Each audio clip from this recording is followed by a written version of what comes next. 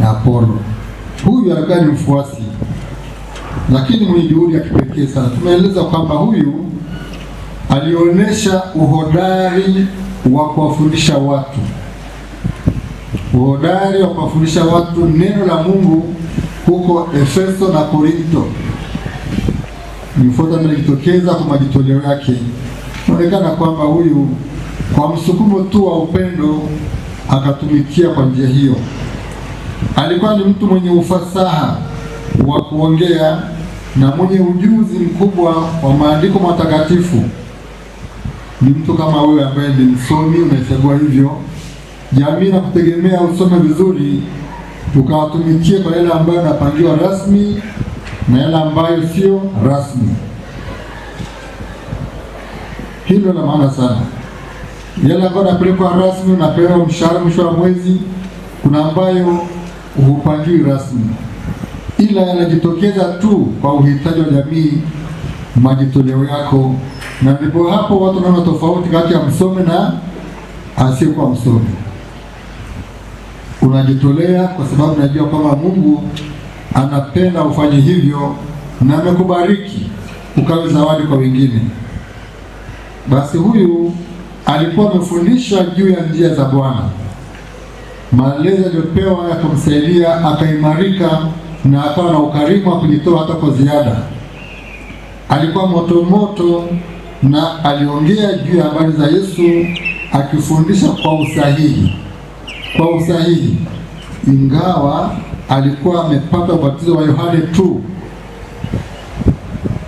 Ule wa Yohane ulikuwa hauna Roho Mtakatifu, lakini kwa njia ya toba akaelewa kwamba ilitosha. Ametumwa ili kutumikia na kutumika. Alivyokuwa anafundisha, kuna wafuasi wawili waliosikia habari zake, huyu Priscilla na mwenzake Akula. Walipomsikia akiongea kwa uhodari ndani ya sinagogi, wakaona huyu anakosa dozi fulani. Yako mambo ambayo hajaelewa sawa sawa. Kweli Biblia anayo, moto anao, majitoleo anayo, lakini kuna jambo ambalo halijakaa sawa sawa kwenye uelewa wake. Kwa hiyo alifanya nini? Walimchukua kwao wakamfundisha hiyo njia ya Mungu kwa usahihi zaidi. Utakapotoka hapa, utakuwa umehitimu, utakuwa na cheti, utatumwa mahali, utafanya kazi kwa miaka kadhaa ukibahatika hivyo, lakini bado nafasi ya kusoma na kujiendeleza iko pale pale. Utakapoita kwenye semina, ukaendelezwe, ukaboreshwe, uache kiburi. Uache nini? Kiburi. Mwanafunzi mzuri hasa kwenye mashule ya science, tutakwambia science haina mwisho. Science haina mwisho. Kila wakati ni kutafiti, kuboresha. Kila ambacho unakabidhiwa bado hakijajaza. Mungu ni mwema na kila wakati. Mungu ni mwema na hiyo ndio asili yake. Wow. Sasa hii wema, hebu panua zaidi. Mungu ni mtakatifu, ni mwenyezi, Mungu ni mweza yote. Mungu ni roho, ni kamili. Na ukamilifu wake hauna nini? Hauna mpaka. Kwa akili ya wanadamu haina mpaka. Tumeumbwa kwa mfano na kwa sura yake. Kiu ya maendeleo, kiu ya science inatokana na kuumbwa kwa mfano na sura ya Mungu. Lakini kwa wale binadamu viumbe, kama vile unayokula chakula mpaka ushibe, unakula vijiko vingapi mpaka ushibe? Tuseme chakula gani? Usikie mfano chakula fulani hivi, unakula kwa kijiko. Vijiko vingapi hivi unashiba? Umesha hesabu? Wengine wasomi. Yaani unyewe unashiba kwa vijiko vingapi? 100, mwingine 200, kutegemea mtu na tumbo lake. Sasa kumbe hapa nataka kusema nini? Elimu haina mwisho. Science natuambia utafiti ni wajibu wa kila ambaye anaelewa maana ya science. Na unapojifunza katika maisha yako, Hakuna mwisho wake, Mungu ndiye mwisho. Mwalimu wetu ndiye huyo. Tutajifunza mambo mbalimbali, tutahitimu ngazi ya kwanza. Nasikia kuna O level, A level, university, PhD, baada mpaka mnakuwa sisi mtokea kwa maprofesa huko. Ngazi unapanda tu. Kwa hiyo elimu haina mwisho. Sasa huyu Apollo pamoja na juhudi zake anapelekwa mahali anafundishwa. Walipasema namna gani atuambiwi, lakini mwishoni alipokuwa tayari wakamwachia sasa, akipewa ushirikiano ndivyo aliweza kuimarisha waamini wenzake, akithibitisha kwa maandiko matakatifu kwamba Yesu ni Kristo. Wako wasomi wa Kristo ambao kwenye shughuli zao za jamii wanapendeza kweli. Watu watambua ni wa Kristo, lakini wana taaluma fulani, wana ujuzi fulani, wanajitambulisha kwa utendaji wao wa kitaaluma, lakini zaidi kwa imani yao. Kwa kitu gani? Kwa imani yao. Watu wanasema ile Mkristo amesimama imara, mambo ya haki, anajibidisha, ni mtu mwaminifu, tumchague awe kiongozi wetu kwa sababu amejitengeneza vizuri. Hiyo ndio Apollo. Ndio mfano wetu leo hii, tufuate mfano wake.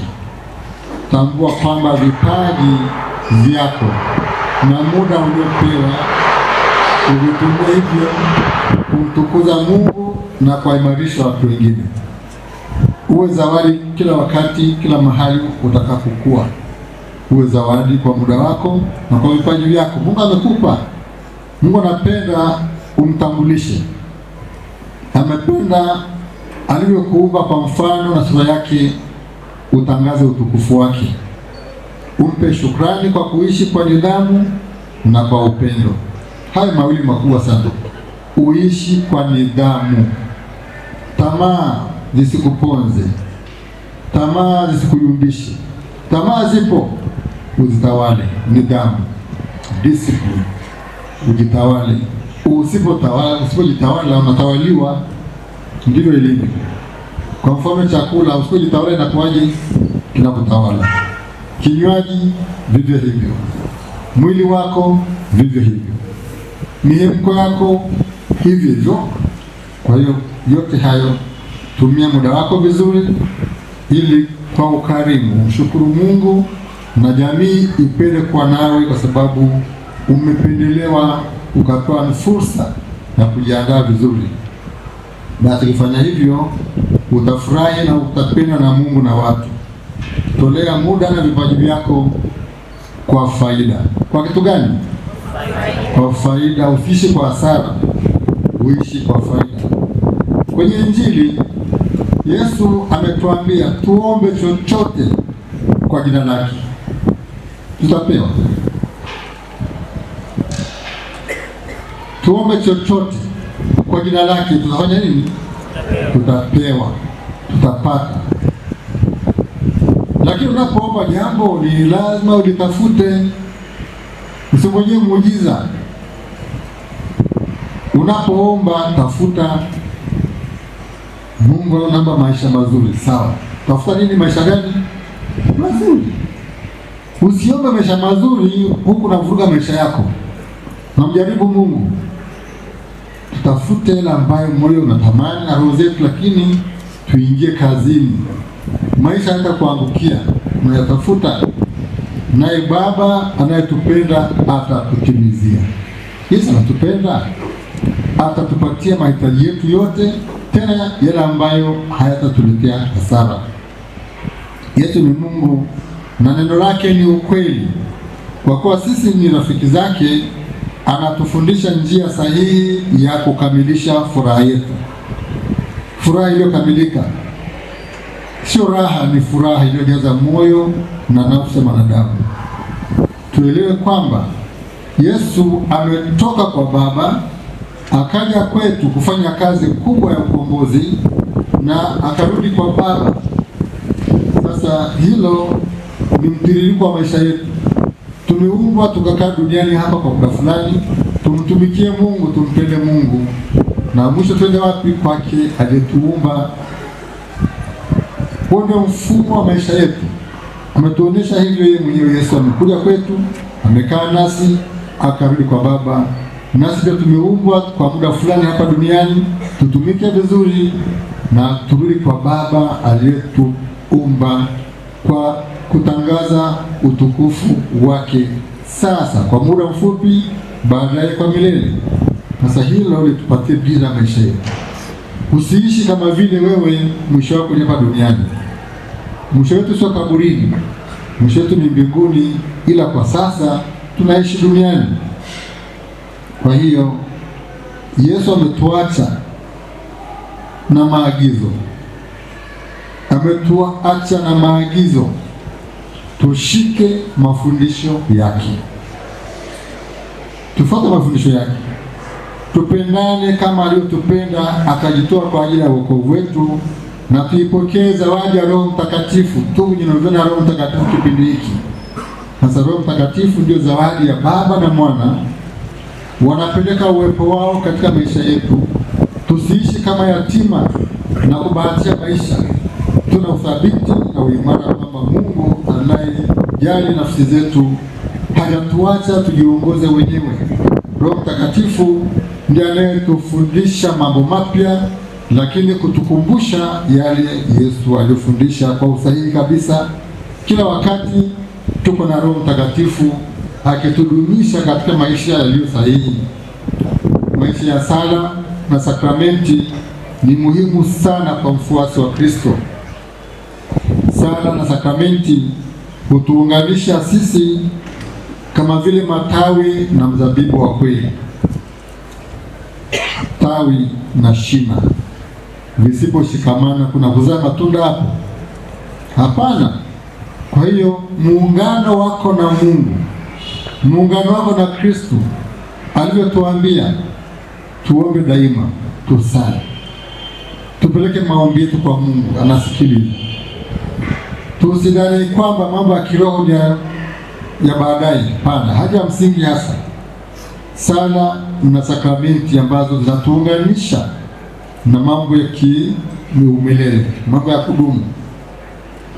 Sala sakramenti hutuunganisha sisi matawi na mzabibu wa kweli, tuweze kuzaa matunda yanayodumu, sio ya muda.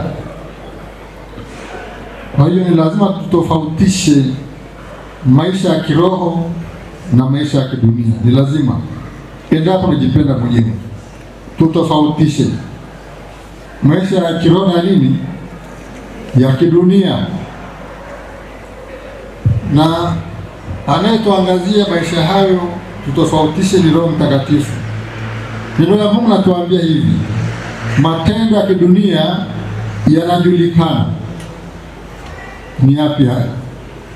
Kuna uzinzi,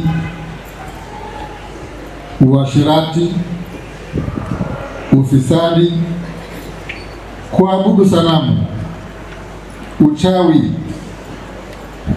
uadui, ugomvi, wivu, hasira, choyo, mabishano, mafarakano, husuda, ulevi, ulafi na mambo mengine kama hayo, kama vile kuua mimba, matumizi mabaya ya utandawazi, kutafuna mirungi, vuta bangi, cocaine, kuishi unyumba wa kihuni, kubovushana huko. Sasa unapojiandaa kwa maisha ya mafanikio, ukijiingiza katika maisha hayo, unategemea nini? Ni lazima kwa makusudi kabisa ujiepushe na mashangazi na majombazi, majombazi yote, mazizi yote hayo. Lazima ujitenge nayo. Utakapojiingiza huko, usitegemee kufanikiwa katika maisha yako. Unakuwa ni zizi, wanaitwaje mazozi wale?